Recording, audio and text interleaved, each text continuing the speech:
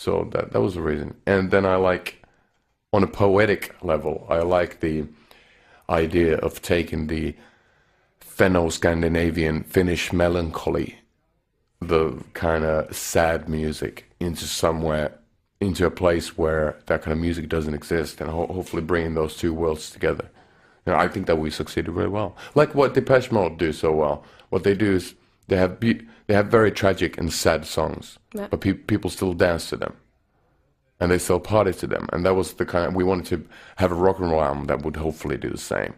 You know, being like a kick in the butt, but at the same time, hopefully make you think, and you can, you know, be a bit sentimental when listening to it. And if you would have to describe Screamworks in just 4 or 5 words, I mean, you described it in so many, what would be the essential that comes out for you? 4 or 5 words. Can you use 6 also? I don't know whether the is a word or not. No, it doesn't count as a word. Well, I think it's the well, let's say I have to use longer sentences. Well, I could say it's the best rock album of this decade, which is kind of easy because the decade has just started. So I'm kind of like saying myself. But then again, it sets the bar pretty high. So I think I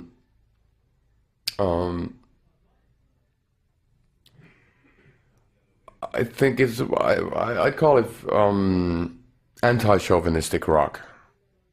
So it's rock directed at everybody and every individual of all religions and all faiths and all political views, whatever. Because one thing that is common in the world is love and relationships, and how hard and how forgiving and how nice they can be occasionally. So maybe I could call it universal rock.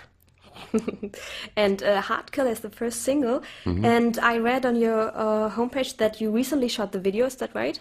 We just got it done about Yeah. a week ago. And you're every day you're publishing a new photo, it seems. Can you tell us a bit more? Well, I'm not publishing any photos, you know. That's but the it's label. always like a sneak peek for your fans, another Well, photo. you know, that's the way of the world nowadays with the Yeah. internet and all that. The video was directed by a guy from the UK called James Copeman, a young guy who's he's done a lot of interesting stuff. Just Google his name and his guy's website, and you can see some of his stuff. And what I liked about his idea for Heartkiller was the fact that I like simple graphic things.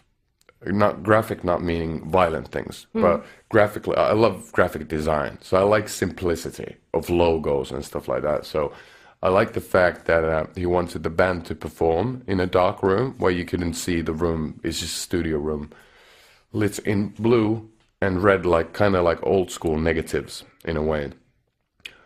And then using taxidermy, stuffed animals in the post-production, you know, moving the same way as the band does, and then having a really sweet and beautiful looking model doing the poses of the animals as well. So it's kind of David Lynch, but then again, it's not scary, at least not for me, and it's a fairly basic performance video of me singing the song and the band playing their instruments, but it's visually really.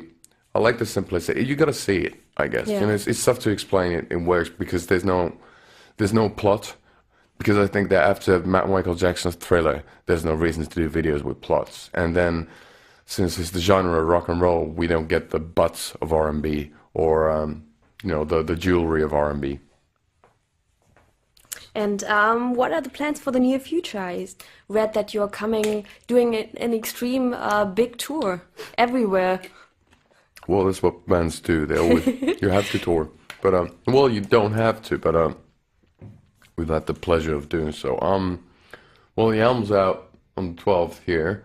We're gonna be performing. We're doing it on Valentine's. We're playing London. Then we're flying over to Australia, and we're doing a tour there called Soundwave Festival.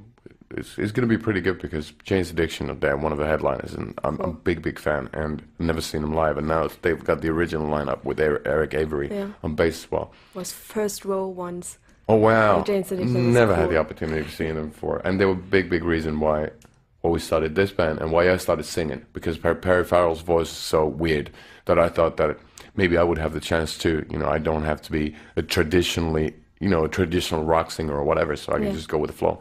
But After that, we're flying back. We're doing a few gigs here in Europe, touring the UK for a bit, and then flying over to North America, tour some more. Then doing as many summer festivals in Europe as possible. Hopefully, the energy at the energy festival as well. Yeah, that would be cool. In Bavaria. Yes. I think it's in Bavaria, isn't Yeah, it? it's actually everywhere. We've got it in Hamburg this year. Oh, you have this in year, several. Okay. Berlin, Munich, and Stuttgart. Even. Okay. Yeah. So lots of work to do. Well, hopefully it's good work. You know, it's Yeah. always good festivals, always nice, and there's always a reason for a new good one. So hopefully we can be a part of that, and then it's kind of like these are the times when the album's not out yet. We don't know what's going to happen. If all of a sudden if it's going to be really well received, it might be that everything's going to change. It might be that we're going to be playing David Letterman's show every day of the year. I don't know. And that's kind of also the funny and the cool thing about being in the band, that you really don't know. You can plan ahead. Yeah. I do know where I'm next Halloween. I have a plan, which is kind of scary and crazy. I know exactly what city in the world I'm going to be in nearly a year from now. But everything might change. It's all depending on what happens with the album. And the final question for this part of the interview: Yes. What question would you like to ask yourself as the final question? If you were me. If that's, let's say, that's the toughest question, and when you and I've been a couple of times, I've been in a situation where people are asking, what's the question you hate the most, and I would say that's the one. But what would I ask for myself? Why don't you quit smoking? And then I would answer it by saying, I'm trying my damnedest, and I will succeed one day, but one step at a time. So that's probably what I'd ask myself. Okay, thank you very much. Thank you.